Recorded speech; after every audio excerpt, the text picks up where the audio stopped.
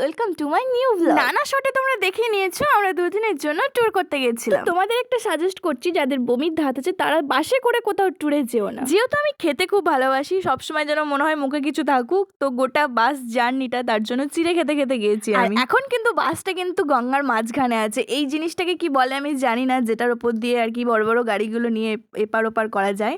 তো তোমরা জানিয়ে ওটাকে কি বলে। আমরা কাটোয়া ঘাট থেকে পার হয়েছিলাম, বল্লপাড়া ঘাট থেকে। এদিকে বাসে সবাই ঘুমোচ্ছে আর আমি তখন ভিডিও করছি। কাটোয়া টু মুর্শিদাবাদ অতক্ষণ গাড়িতে বসে থাকাও সম্ভব নয়, তাই একবার দাঁড়াচ্ছিলাম, একবার সামনে যাচ্ছিলাম। হাজারদুয়ারি পৌঁছতে আমাদের 1টা বেজে গিয়েছিল, আর তখন তো প্রচন্ড পরিমাণে খিদে লেগেছিল, তাই ভাতও খেয়ে নিলাম। যেহেতু রাতে এক জায়গায় স্পেশাল জায়গায় যাবো, তাই আমরা আমিষ ভাত না খেয়ে সবজি ভাত খেয়েছিলাম। ছোটবেলায় একবার আমি হাজারদুয়ারি এসেছিলাম, বাট তখন ঘোড়ায় গাড়িতে চাপা হয়নি, বাট এখন ঘোড়ায় গাড়িতে চেপে শখটা পূরণ করে নিলাম। মোট আমরা 16 জন ছিলাম, তাই আমাদের 3টে ঘোড়ার গাড়ি করতে হয়েছিল। এই ঘোড়ার গাড়ি করে আমরা সাইট সিন করতে যাচ্ছিলাম, আর প্রথমেই গেছিলাম কাঠগোলা। তোমরা কোথা থেকে আমার ব্লগটা দেখছো অবশ্যই কমেন্টে জানিও। বাচ্চা নিয়ে কোথাও ট্যুর করতে গেলে যে কতটা ঝামেলা, সেটা যারা বাচ্চা নিয়ে গেছে তারাই অবশ্যই জানতে পারবে। খাটি এদিক ওদিক পালিয়ে যাচ্ছে। কাঠগোলাপে ঢোকার জন্য 20 টাকা না 30 টাকা মাথা পিছু টিকিট কাটতে হয়েছিল। হাজারদুয়ারিতে একটা জিনিস, সব জায়গায় ভিডিও ক্যামেরা বন্ধ, বাট কেন বন্ধ করে রাখে আমি জানি না। এখানে অনেক রকমের মাছ আর কচ্ছপ পর্যন্ত ছিল, আর অনেক প্রজাতির পাখি, কোন জাতীয় মুরগি জানি না,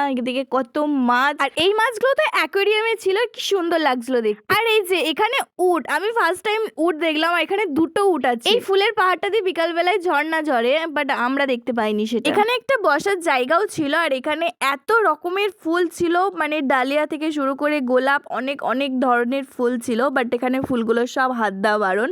যে কোনো জায়গাতেই ফুলে হাত দেওয়া বারণ থাকে।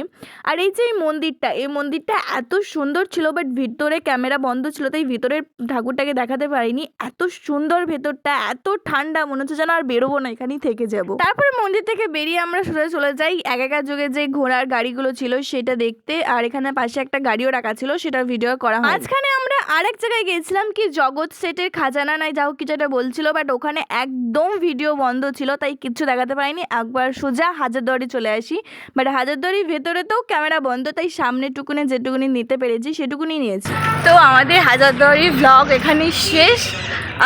তো এরপর যেখানে যাব সেখানটা পার্ট 2 আসবে, কারণ পুরোটা একটা ব্লগের মধ্যে নেওয়া যাবে না, তাই আবার নেক্সট ব্লগ আসছে, যেখানে নেক্সট ট্যুর যেখানে যাচ্ছি, মানে নেক্সট জায়গায় যেখানে যাচ্ছি সেটার ব্লগ নেক্সট পার্টে আসছে। ব্লগটা কেমন লাগলো অবশ্যই তোমরা কমেন্টে জানিও।